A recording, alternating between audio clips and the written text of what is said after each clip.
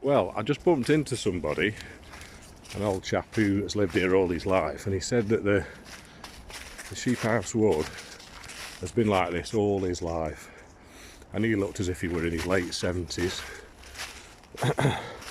He pointed me down here, and I've just found the footpath sign. And he said there is a stile at the top, but he doesn't know where it goes.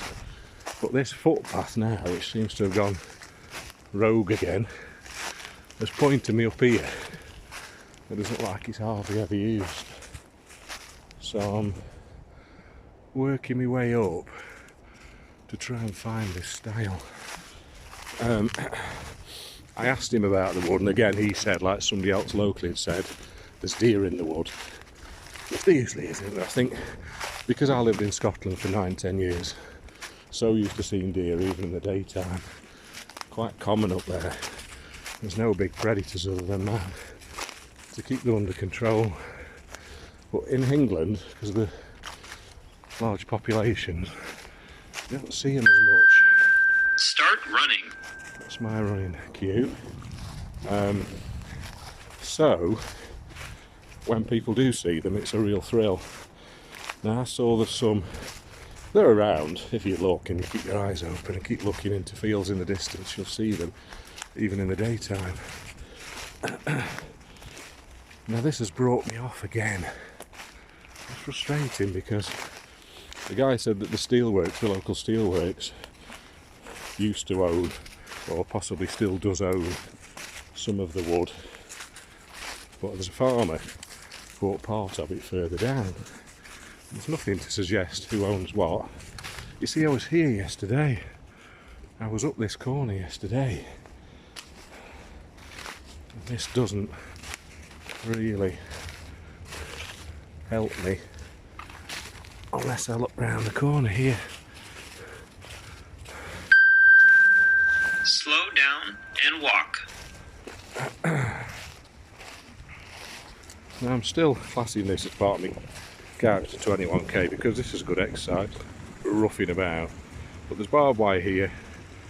Dog's gone through, but I don't know what's legal and what's not. Come round. Come on round. No, don't come over the barbed wire. Come on round. Good girl. She's got the sense not to charge through. But there is a little ridge down here. And there's ways through. I cannot work that out. And sometimes, if these aren't well used, these paths, with the greatest respect to farmers, they've been that. They don't necessarily tend to do anything about it. Then nobody's particularly responsible for who maintains the path and the stile. It looks like there might have been something down there before, and I'm hesitating and looking. I really want to walk down there. It looks really steep. Maeve, come on. But I could do with crossing over somehow.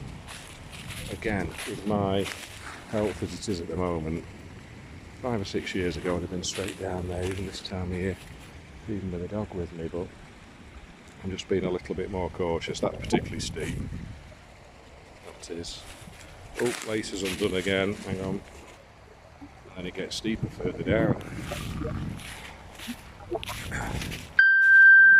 Start running. Let's have a little jog now because we're going much more on the flat again. You see this path where we were yesterday, and I saw the whatchamacallums, sweet chestnuts on the ground.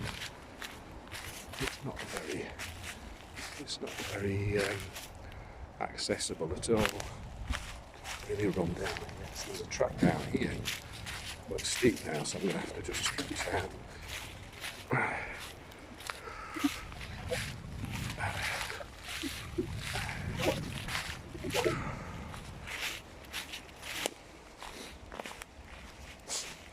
There's a way over here into this far end, which I've discovered now.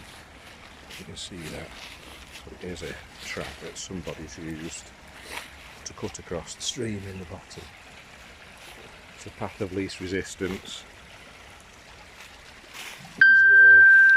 Slow down and walk. Somebody's leapt across, or we can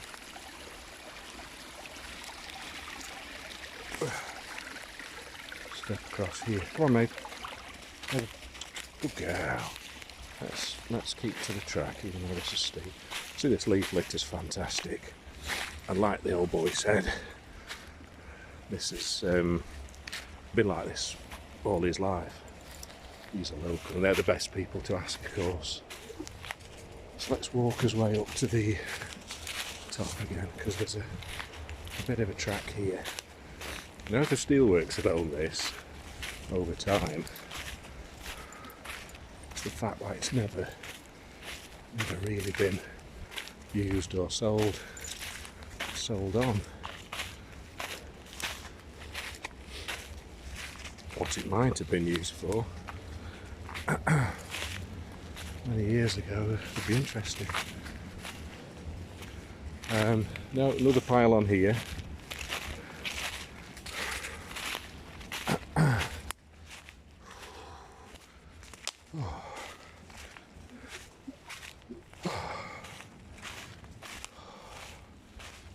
Stones down, but there's barbed wire, so nobody's maintaining on this side. Obviously the other side they ought to keep stock in with barbed wire, but nobody's over this end anyway is bothering, because there's no stock in it. It's just a wild wood. And I know when we're in the European Union you get money for wild areas like this, and DEFRA were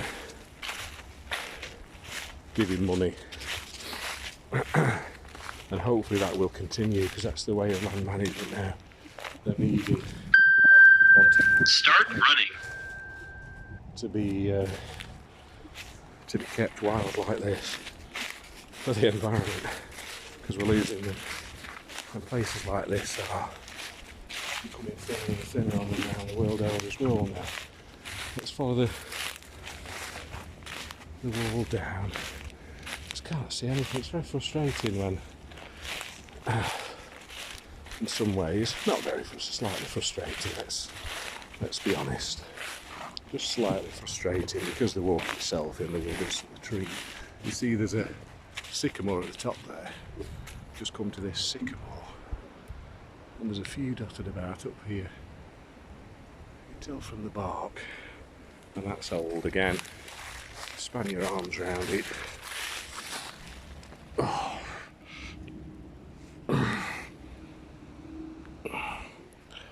Probably tree hugging. Slow down and walk. 150, so some of the bigger trees 150, 200 years. There's a massive beech on the boundary there I've just spotted. Beech are very slow growing.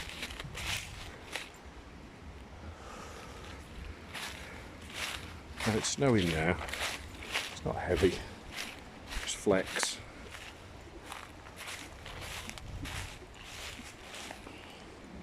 And this is sometimes the only time of year when you can really get deep into these woods, because obviously come the spring, late spring, and obviously into the summer, then all this bramble on the floors up again, and it's thick as anything, you just can't get through it. So this is a good time of year to explore. Again, the old boy I spoke to, he said the farmer has got a Weimaraner. Seems to be quite a popular dog these days for farmers and country people, and it loves to chase and look for the deer in the wood. It's always running about.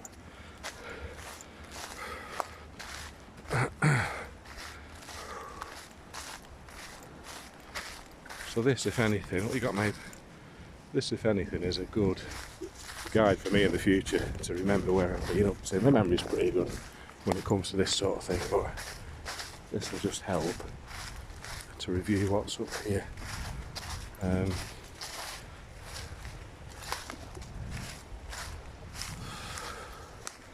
my only interest, my main overriding interest, is to do no harm when I'm out here. And then my other interest is obviously selfish, and to get the benefits of being out in these wild places. Just the sights and the sounds. Start running. On to a run again. So I'll walk a bit faster now we're in the wood and downhill. It's taking us back down.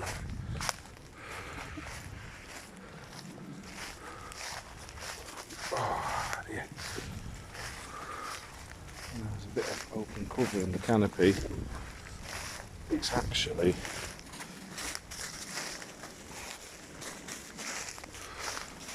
pretty cool. So we'll keep on moving.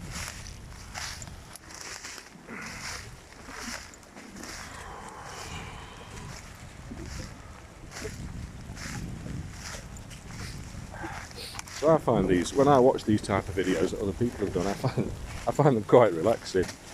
You know, you don't know where, I don't know what I'm going to come across. I don't know what I'm going to say. It's like being out with somebody. Just a moment. It's like being out with a friend and just having a chat as you're walking along. Which, yeah, the best thing is to do that. But if you're sat and you want to change at home and the weather's really bad, something like this can be just interesting, a little adventure. There's a track down here now, coming down to the bottom. I think possibly the only way really to work this one out, by the looks of things, is to go onto the top road at the top of the valley, get up that end, which would mean probably walking or biking, and then coming down. You see, there's this track here. I've done this before. I've been over here before, and it climbs up the hill. So I'm not going to do that. I'm going to save that for another day. So I knew there was another track on this side, and I have done part of this. I remember distinctly. So whether that cuts through at the top. So we're going to sign off for today, and we'll have a look up there on another walk. Okay, bye folks.